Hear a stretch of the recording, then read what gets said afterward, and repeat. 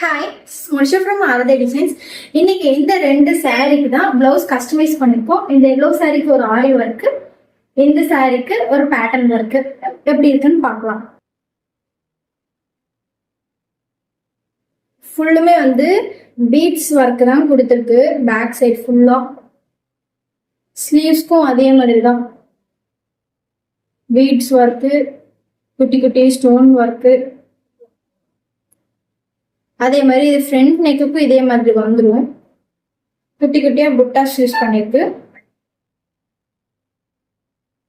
இந்த yellow colour சாரீக்கு தான் இந்த ஆரி ஒர்க் ப்ளவுஸ் கஸ்டமைஸ் பண்ணிருக்கோம்.